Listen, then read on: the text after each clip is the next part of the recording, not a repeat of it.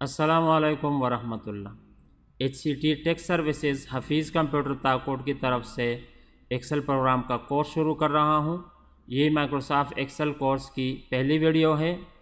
Excel course beginner से लेकर advance level तक होगा इंशाअल्लाह, यानी जिन्होंने एक्सेल को बिल्कुल इस्तेमाल ही नहीं किया है और जो पहले से एक्सेल को इस्तेमाल कर रहे हैं, ये कोर्स इंशाअल्लाह दोनों के लिए फ़ायदेमंद साबित होगा। एक्सेल एप्स माइक्रोसॉफ्ट कंपनी ने बनाया है। 1985 में इसका पहला वर्जन आया था जो मैक ऑपरेटिंग सिस्टम के लिए था, और 1987 में विंडोज़ के लिए भी एक्सेल एप्स रिलीज़ हुआ। एक्सेल के एप्स में आप बहुत सारे काम कर सकते हैं। मैथ से मुताल्लिक़ आप तमाम हिसाब एक्सेल में आसानी से कर सकते हैं, जमा, मनफी, ज़रब, परसेंटेज, औसत वगैरह। चार्ट और ग्राफ बना सकते हैं। मैक्रो और स्पेशल प्रोग्रामिंग VBA के ज़रिए एक्सेल को आप ख़ुदकार बना सकते हैं।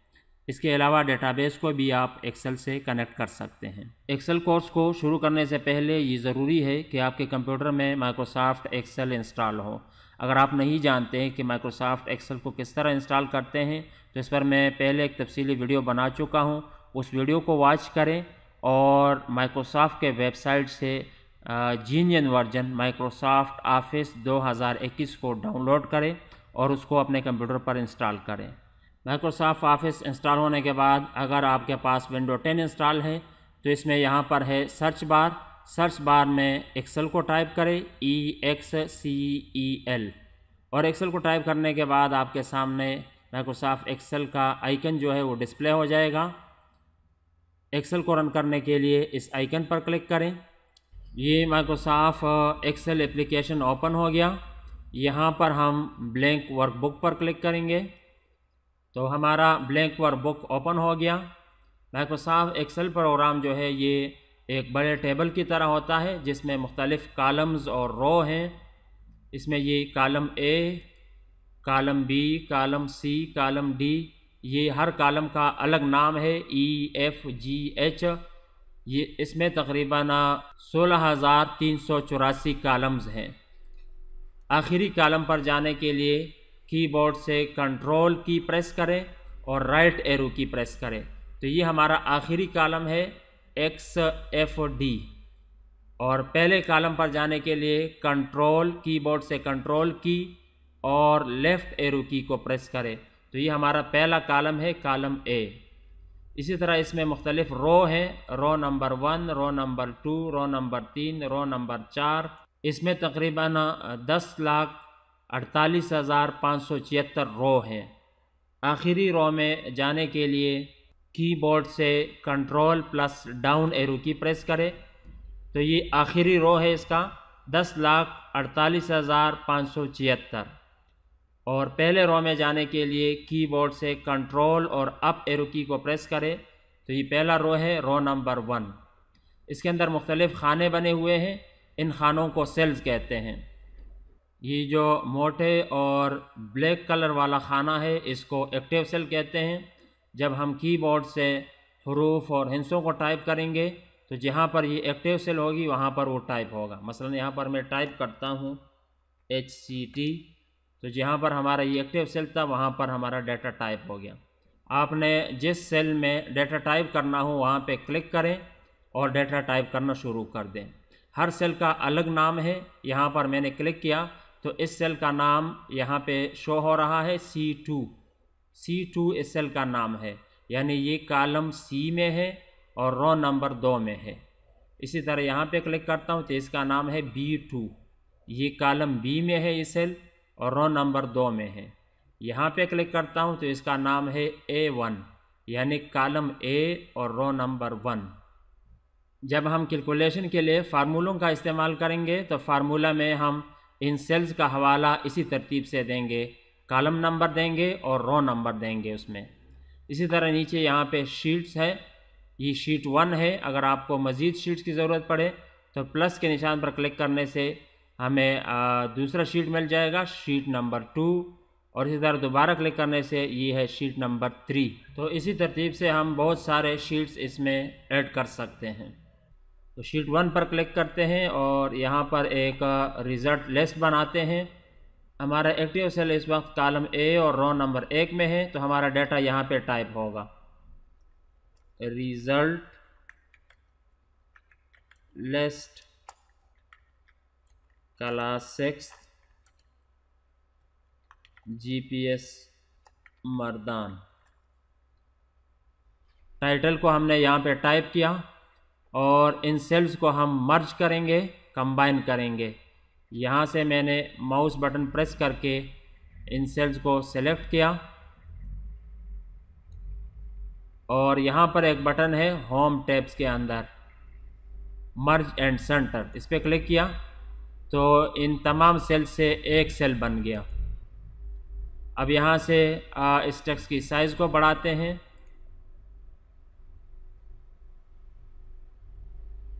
यहाँ से मैंने 20 नंबर को सेलेक्ट किया। बी पर क्लिक करने से ये हमारा जो टाइटल है ये बोल्ड हो जाएगी, मोटी हो जाएगी। यू पर क्लिक करने से यहाँ पर हम अंडरलाइन लगा सकते हैं, ये है अंडरलाइन।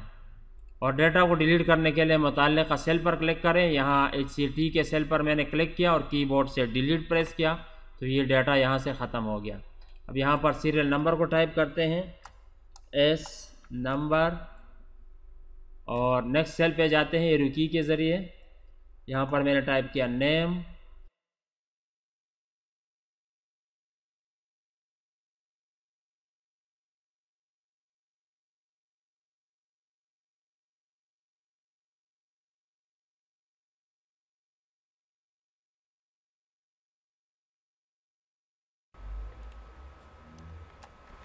टोटल। यहाँ से हम कॉलम के साइज़ को चेंज कर सकते हैं। माउस के बटन को मैंने प्रेस रखा है और इसको राइट की तरफ ड्रैग किया तो ये इसका साइज़ तब्दील हो गया। अब यहाँ पर नाम टाइप करेंगे।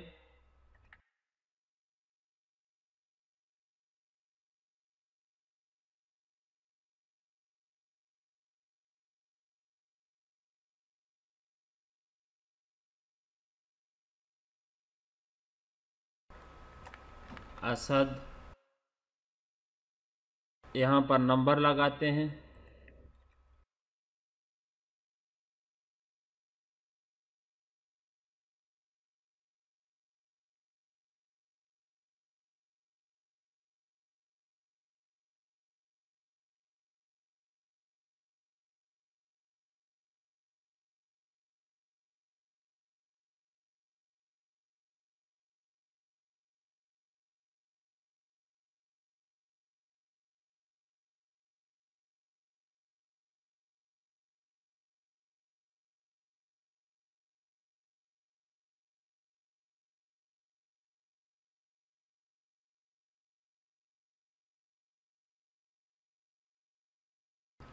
अब सीरियल नंबर लगाने के लिए यहाँ पर 1 को टाइप करते हैं, उसके बाद 2 को टाइप करते हैं और उसके बाद 1 और 2 को सेलेक्ट करते हैं।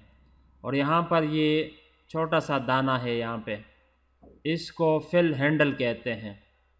इस फिल हैंडल पर क्लिक करके माउस बटन को प्रेस रखते हैं और नीचे की तरफ इसको ड्रैग करते हैं और जो ही हम बटन छोड़ देंगे तो ये हमारे नंबर ऑटोमेटिकली यहाँ पे फिल हो गए। 1 से 12 तक नंबर है सीरियल नंबर।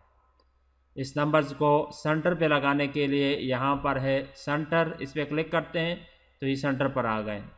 इसी तरह इस कॉलम को थोड़ा सा कम करते हैं, यहाँ से इसको कम किया और इन नंबर्स को भी सेंटर पर लाते हैं तो इनको मैंने सेलेक्ट किया माउस से और सेंटर पे क्लिक किया और यहाँ से इसके साइज़ को थोड़ा बढ़ाते हैं। यहाँ से भी आप बढ़ा सकते हैं इसको।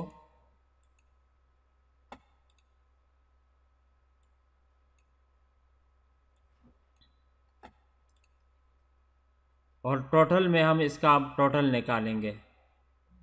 यहाँ पर हम फार्मूला डालेंगे। किसी भी फार्मूले को टाइप करने के लिए आप सबसे पहले इक्वल का बटन प्रेस करेंगे। कीबोर्ड से मैंने इक्वल प्रेस किया, ये फार्मूला बार है, यहाँ पे डिस्प्ले होता है, ये मैंने इक्वल को प्रेस किया। उसके बाद हमारा जो पहला अदद है वो कॉलम सी में है 45, कॉलम सी, तो हम सी टाइप करेंगे। और रो नंबर 3 है तो 3 को टाइप करेंगे और इसी तरह इसके बाद प्लस का निशान टाइप करेंगे और उसके बाद ये दूसरा रेफरेंस देंगे कॉलम डी और रो नंबर 3, और उसके बाद दोबारा plus column E row number 3 और दोबारा प्लस का निशान लगाएंगे column F row number 3 plus column G row number 3 column H plus column H row number 3, और इसके बाद कीबोर्ड से एंटर प्रेस करेंगे तो ये इसका टोटल आ गया 275। इस पर जब क्लिक करेंगे तो यहाँ पर हमारा ये फार्मूला दिखाई दे रहा है। अब इसका टोटल दूसरे तरीके से निकालेंगे, जवाब का टोटल नए तरीके से करेंगे जो पहले वाले से ज़्यादा आसान है। इक्वल को प्रेस किया और इसके बाद कीबोर्ड से सम को टाइप करेंगे SUM सम, और शिफ्ट बटन के साथ ब्रैकेट शुरू करेंगे और उसके बाद पहले रकम का रेफरेंस देंगे कॉलम सी और रो नंबर 4, और उसके बाद कीबोर्ड से कॉलन टाइप करेंगे, शिफ्ट के साथ कॉलन को टाइप करेंगे।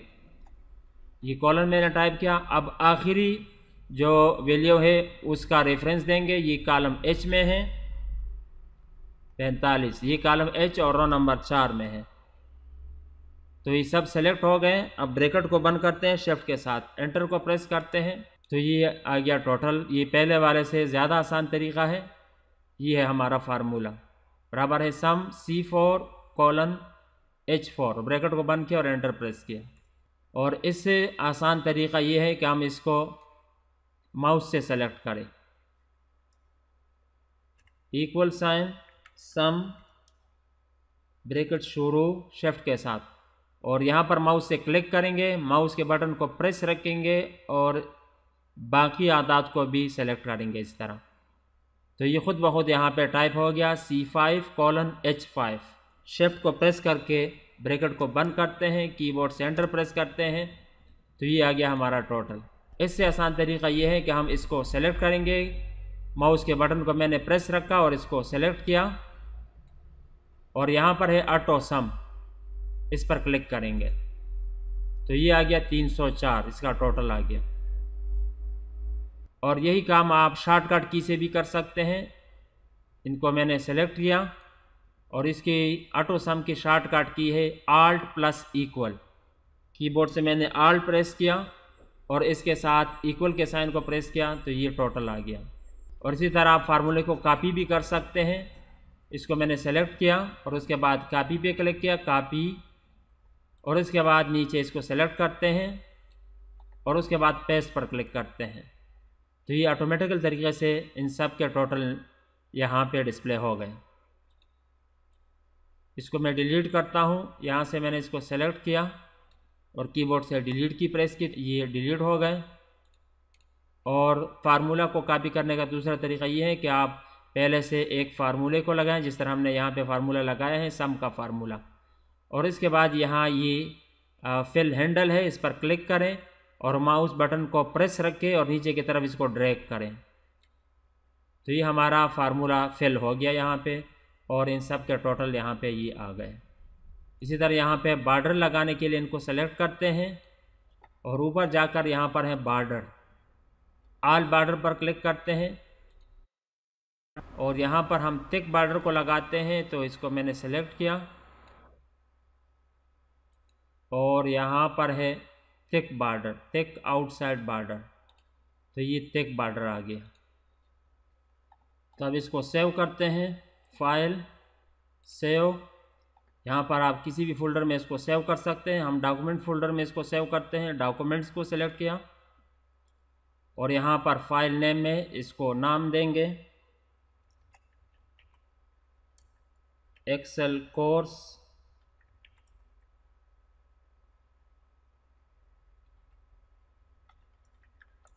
फर्स्ट लेसन, और उसके बाद सेव पे क्लिक किया।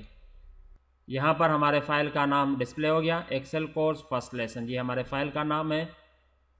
एक्सेल प्रोग्राम को बंद करने के लिए यहाँ पर राइट साइड पर क्रॉस निशान है, इस पर क्लिक करेंगे तो एक्सेल प्रोग्राम बंद हो जाएगा। इसके साथ ही हमारा पहला लेसन इख्तिताम तक पहुँचा। नेक्स्ट लेसन तक अल्लाह हाफिज़।